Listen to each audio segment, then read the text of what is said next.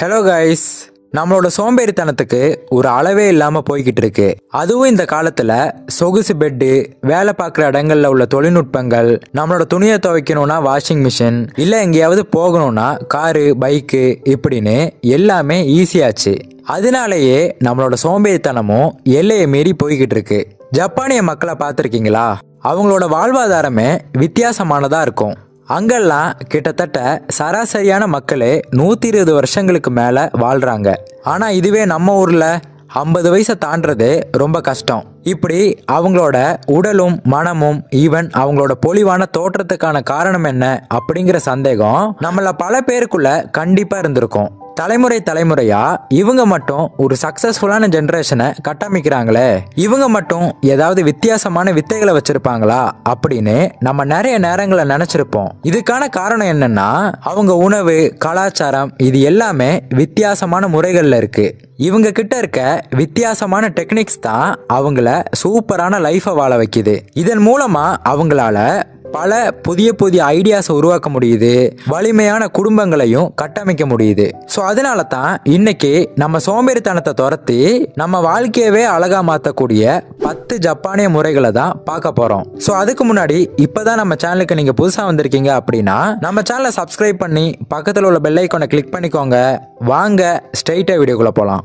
Number 1, ikigai. Ikigai அப்படிங்கிறது வாழ்க்கையோட purpose, அதாவது வாழ்க்கையோட அர்த்தம். நீங்க டெய்லி காலையில எந்திரிக்கிறீங்களே, அதுக்கான காரணம் இந்த இக்கிகாய் தான். நீங்க எதை விரும்புறீங்க, நீங்க எதுல நல்லா இருக்கீங்க, இந்த உலகத்துக்கு என்ன தேவை இருக்கு, அந்த தேவையை உங்களால எப்படி சரி செய்ய முடியும், இப்படி இது எல்லாத்தோட தொடர்பும் தான் இந்த இக்கிகாய். மொத்தத்துல இந்த உலகத்துல நம்ம எதுக்காக வாழ்றோம், நம்ம வாழ்க்கை எதை நோக்கி பயணமாயிக்கிட்டு இருக்கு, இப்படி இது எல்லாத்தோட ஆன்சர் தான் இந்த இக்கிகாய். ஆனா இதுல இருக்க ஒரு பிரச்சனை என்னன்னா, இந்த இக்கிகாய்னா என்னன்னே நமக்கு தெரியறது இல்ல, நம்ம எதுக்கு வாழ்ந்துகிட்டு இருக்கோங்கிறதே நமக்கு புரியறது இல்ல. ஸோ இந்த இக்கிகாயை நம்ம வாழ்க்கையில நம்ம எப்படி அப்ளை பண்றது அப்படின்னா, நம்மளோட பேஷன் என்ன, நம்மளோட பலம் என்ன, நமக்கான என்னென்ன கோட்பாடுகளை நம்ம வச்சிருக்கோம், இந்த உலகத்தை சுத்தி என்னென்ன தேவைகள் இருக்கு, அதை நம்மளால எப்படி சரி செய்ய முடியும் அப்படின்னு இது எல்லாத்தையுமே ஆராய்ஞ்சு பாருங்க. இது எல்லாத்துக்குமே ஒரு லிஸ்ட் எழுதி வைங்க. எது உங்களுக்கு சந்தோஷத்தை கொடுக்குது, எது உங்களுக்கு ஒரு முழுமையை கொடுக்குது, எப்படி நீங்க உங்க திறமைகளை யூஸ் பண்ணி பாசிட்டிவான தாக்கத்தை இந்த உலகத்துல உருவாக்கலாம், இப்படி எல்லாத்தையுமே எழுதுங்க. இப்படி நீங்க செய்யறப்ப உங்களுக்கு ஒரு கிளியரான ஐடியா கிடைக்கும். அந்த நேரத்துல இந்த இக்கிகாய் தான் உங்களை ஒரு அர்த்தமுள்ள வாழ்க்கையை வாழ வைக்குது அப்படின்னு இதன் மூலமா உங்களுக்கு தெரிய வரும். நீங்க நீண்ட காலமா சோம்பேறித்தனத்தோட இல்லாம சுறுசுறுப்பா ஆரோக்கியமான ஒரு சந்தோஷமான வாழ்க்கையை வாழ இந்த இக்கிகாய் தான் உங்களுக்கு மெயின் சீக்ரெட்டா இருக்கும். அடுத்ததா நம்பர் 2, போமோடோரோ டெக்னிக். டைமை மேனேஜ் பண்ணணும் அப்படின்னு நினைக்கக்கூடிய எல்லாருக்குமே இந்த போமோடோரோ டெக்னிக் கண்டிப்பா அவசியமானது. ஒரே சோம்பேறித்தனமா இருக்கு, ஒரு வேலையுமே என்னால சரியா செய்ய முடியல அப்படின்னா இந்த போமோடோரோ டெக்னிக்கை யூஸ் பண்ணி உங்களால ஈஸியாவே அது எல்லாத்தையுமே சரி செய்ய முடியும். இந்த டெக்னிக் இட்டாலியில தான் ஒரிஜினேட் ஆனது. ஜப்பானிய மக்கள் தான் பரவலா இதை பயன்படுத்துறாங்க.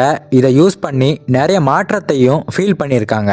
இந்த டெக்னிக்ல நமக்கான ஒரு வேலையை நம்ம எடுத்துக்கணும். அதை முடிக்கிறதுக்கு 25 நிமிஷம் டைம் கொடுக்கணும். அப்படி 25 நிமிஷத்துக்கு டைமர் செட் பண்ணிட்டு அந்த ஒரு 25 நிமிஷத்துக்கு எந்த ஒரு கவன சிதறலும் இல்லாம அந்த டாஸ்கை மட்டுமே கவனிச்சு செய்யணும். அப்படி அதுக்கப்புறம் ஒரு 5 நிமிஷம் இடைவெளி எடுக்கணும். இப்படி இதே ப்ராசஸை 3 முறை செய்யணும்.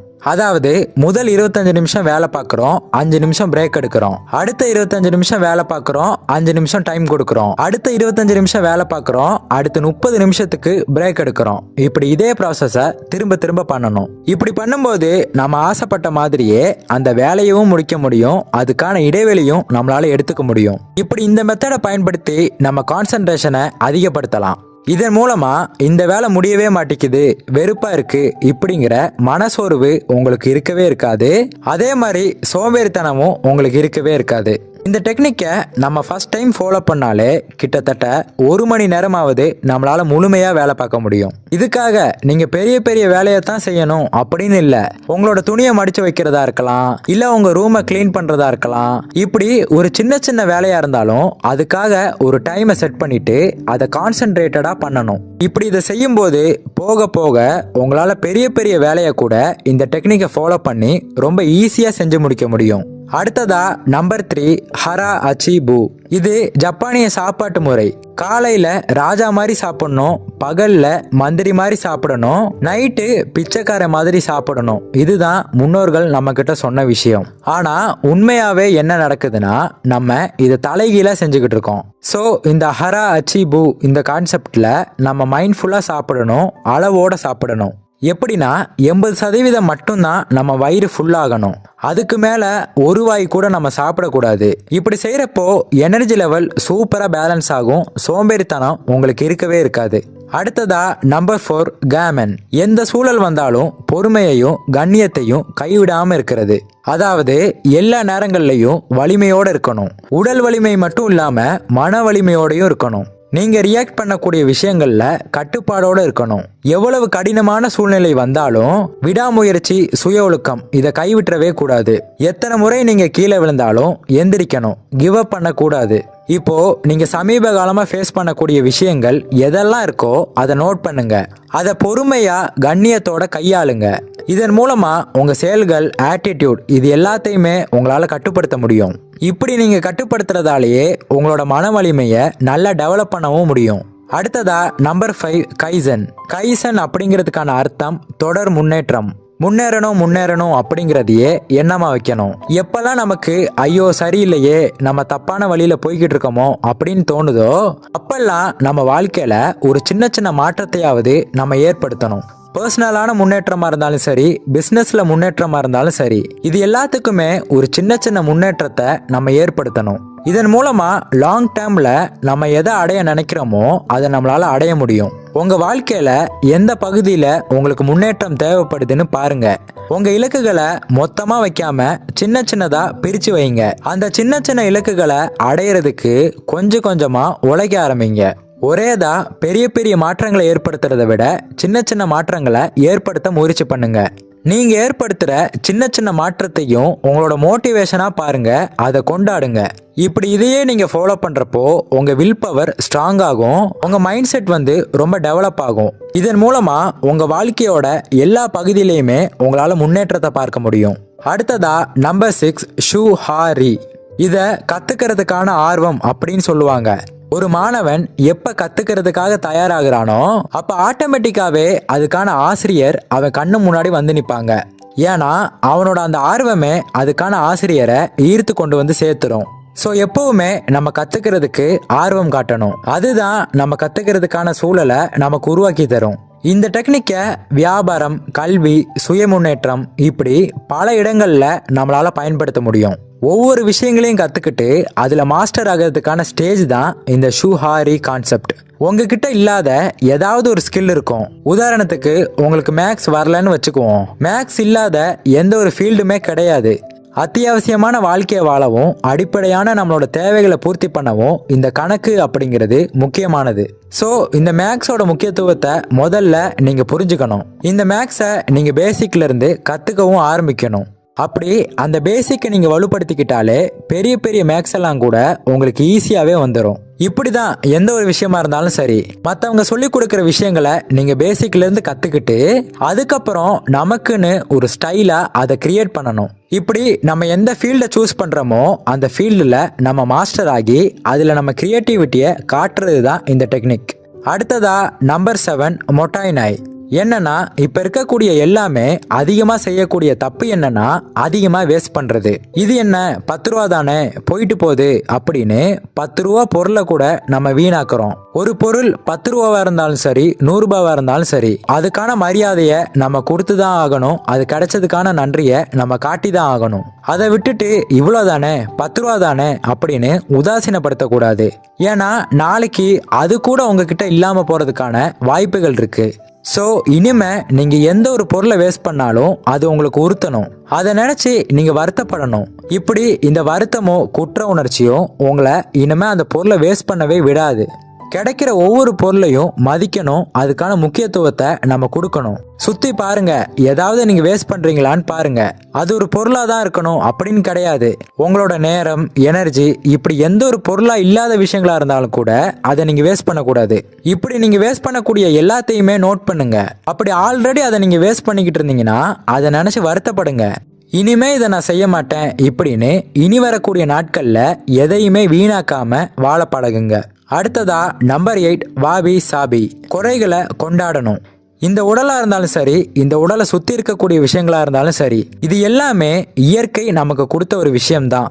ஸோ நமக்கு கொடுக்கப்பட்டது குறைகளாவே இருந்தாலும் அதை நம்ம கொண்டாடணும். அதாவது இம்பர்ஃபெக்டா இருக்கிற விஷயத்த கூட நம்ம அழகா பார்க்கணும். முடிவடையாம இருக்கக்கூடிய விஷயமா இருந்தாலும் அதை நம்ம அழகா பார்க்கணும். இது நம்மளை சிம்பிளா வாழ்க்கையோட இணைஞ்சு வாழ்றதுக்கு யூஸ்ஃபுல்லா இருக்கும். உங்க வாழ்க்கையில எல்லா விஷயத்தையுமே பாருங்களேன், எதுவுமே 100% பெர்ஃபெக்டா இருக்காது. எல்லாத்துலயும் ஒரு சில குறைகளும் இருக்கும், நிறைகளும் இருக்கும். இப்படி இருக்க எல்லா விஷயத்தையுமே லிஸ்ட் அவுட் பண்ணுங்க. இது பெர்ஃபெக்டா இருக்கணுமே, இது அழகா இருக்கணுமே அப்படின்னு அதுல கவனம் செலுத்தாம எப்படி இருக்குதோ அதை அப்படியே அதோட ரசிக்க தொடங்குங்க. இப்படி நம்ம செய்யறப்ப நம்ம கிட்ட இருக்க எல்லாத்தையுமே இருக்கிறபடியே ரசிக்கிற பக்குவம் நமக்கு வரும். சின்ன சின்ன விஷயங்களையும் இயற்கையா இருக்கக்கூடிய விஷயங்களையும் கொண்டாட தோணும். இப்படி இதையே நம்ம தினமும் பயிற்சி பண்ணும்போது நமக்குள்ள நன்றி உணர்வு தானாவே வளர ஆரம்பிக்கும். எதிர்பாராத இடங்களையும் அழகா பார்ப்பீங்க. எல்லாத்துக்குமே அழகு இருக்குங்கிறத ஃபீல் பண்ணுவீங்க. அடுத்ததா நம்பர் 9, ஷீகாட்டகா நை. ஷீகாட்டகா நை அப்படின்னா இதுக்கு வேற வழியே இல்லை அப்படின்னு அர்த்தம். கிட்டத்தட்ட நமக்கு எது நடந்தாலும் அதை ஏத்துக்கணும். அது கடினமானதா இருந்தாலும் அதுல இருந்து எழுந்து வரணும். மொத்தத்துல உங்களால எதை கட்டுப்படுத்த முடியுமோ அதை கட்டுப்படுத்துங்க. அப்படி கட்டுப்படுத்த முடியாத விஷயங்களை அப்படியே நடக்கட்டும்னு விட்டுருங்க. உங்களுக்கு நடக்கிற விஷயம் உங்களை பாதிக்கக்கூடியதா இருந்தாலும் அதை ஏத்துக்கிட்டு அதுல இருந்து எழுந்து வரணும். சில விஷயங்கள் நம்ம கட்டுப்பாட்டுல இல்லைங்கிறத நம்ம ஒத்துக்கணும். அப்படி அந்த விஷயங்களை நம்ம ஏத்துக்கிட்டு நம்ம வாழ்க்கையில நம்ம முன்னோக்கி போகணும். நம்ம கட்டுப்பாட்டில் இல்லாத சூழ்நிலை கண்டிப்பா நம்ம எல்லாரோட வாழ்க்கையிலையும் இருக்கும். முதல்ல அது என்னங்கிறத கண்டுபிடிங்க. அப்படி கண்டுபிடிச்சு அதோட சண்டை போடாம அதை அக்செப்ட் பண்ணி வாழுங்க. உங்களால எதை கட்டுப்படுத்த முடியுமோ அதுல கவனம் செலுத்துங்க. அந்த சூழ்நிலையில இருந்து எப்படி வெளியே வரலாங்கிறத யோசிங்க. இப்படி இந்த டெக்னிக் நம்ம பயிற்சி பண்றப்போ உள் மன வலிமை அதிகமாகும், மன நிம்மதி கிடைக்கும். எந்த கஷ்டமான சூழ்நிலை வந்தாலும் நம்மளால அதுல இருந்து ஈஸியாவே வெளிவர முடியும். எத்தனை முறை நம்ம கீழே விழுந்தாலும் நம்மளால எழுந்து வர முடியும். அடுத்ததா நம்பர் 10, ஷின்ரின் யோக்யூ. இதுக்கான அர்த்தம் ஃபாரஸ்ட் பிரீத்திங். இது ஜப்பானியர்கள்ல அதிகமானவங்க ஃபாலோ பண்ணிக்கிட்டு இருக்காங்க. அதாவது காட்டோட அட்மாஸ்பியரை ஃபீல் பண்ணணும். இதன் மூலமா நம்மளோட உடல், மனம், ஆன்மா இது மூணுக்குமே நன்மை கிடைக்கும். கிட்டத்தட்ட நம்ம இயற்கையோட நம்ம நேரத்தை செலவு பண்ற மாதிரி தான். காடுனா என்ன?